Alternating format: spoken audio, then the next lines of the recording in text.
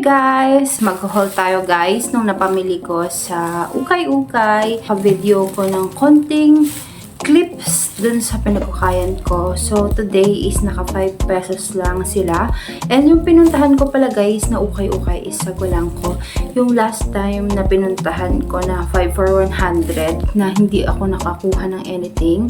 Ngayon guys, dahil 5 pesos each lang siya, nakakuha tayo ng 17 pieces for 85 pesos. Ito siya lahat guys. So, isang malaking plastic bag tayo ng Ukay and i-haul na natin siya guys. First guys is ito. Laser. Galing lang natin yung ganyan. From the brand Nice Club guys. Ang cute. Ang cute ng color niya, para siyang dun sa mga ano ang design yun, may butterfly thingy.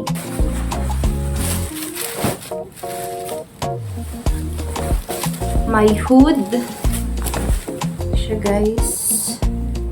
Ang cute niya, meron siyang pag-garter dito.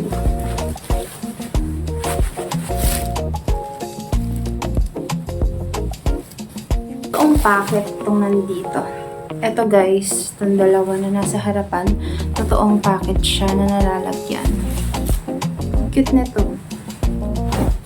Then, another jacket.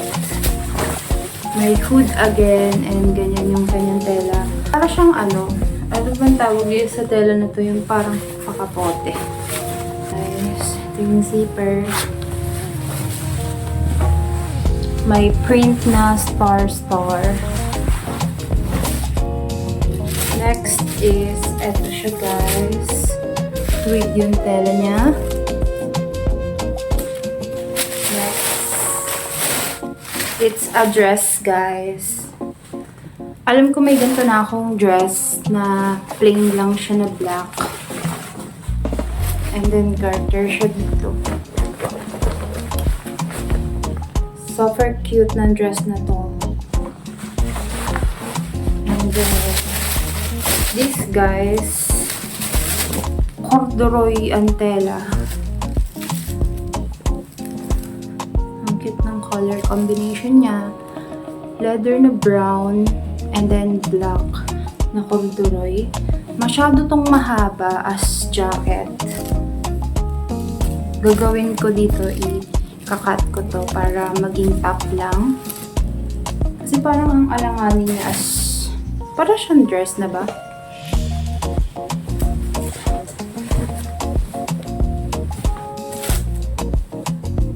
Or depende kung ikakat ko pa. As blazer.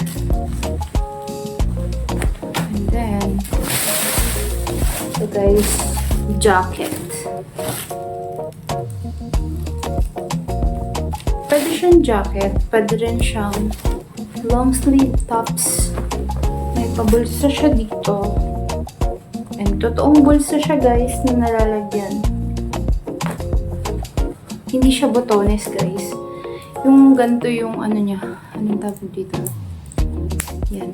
Yung ganun yung pang-lock niya. Ang cute oversize. Then, ito.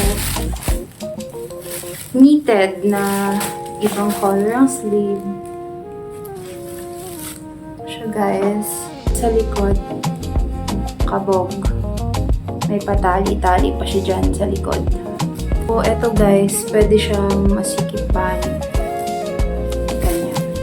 And then, ito guys, long sleeve again, na may pa-design siya na parang ginang chili. Wait lang, ayusin lang natin ng buttons para makita maayos yung design.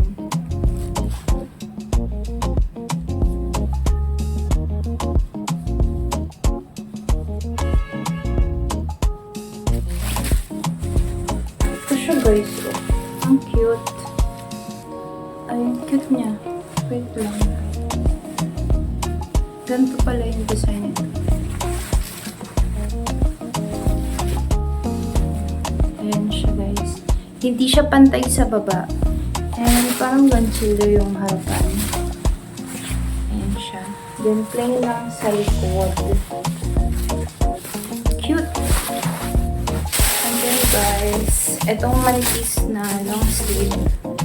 Wait lang. Iayos ko lang ang butones para makita yung design. Zara Basic pala yung brand nito. Butones ko muna guys.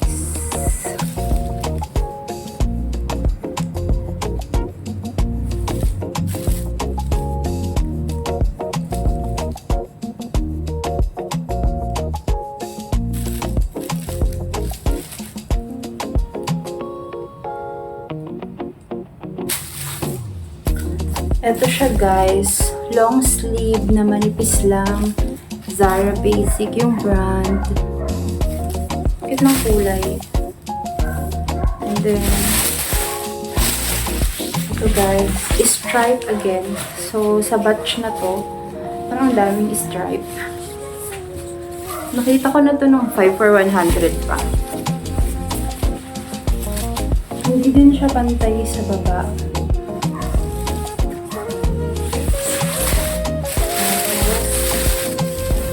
Guys, dress to. Ayan o. White lang na dress sa top. Tapos, ang cute ng skirt niya sa baba. Ayan siya guys. Actually, pleated to. Pag tinaas kong ganyan, ayan, makikita na pleated yung pinaka-skirt ng dress. Ayan. Pwede rin siyang putulan, no? Parang gusto kong putulin tong side na to. Para ganito siya. Diba? Napakita ko ba na maayos? Dress yun. So guys, manipis lang to guys. Ayan. Meron siyang patali-tali dito. Ayan. So guys, meron pa siyang tag.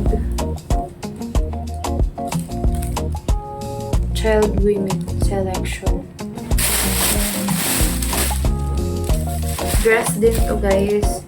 Mimi Fashion yung brand. Ito siya. May pa-slit siya sa baba. Then, last is itong plain black na blouse. May pa-collar.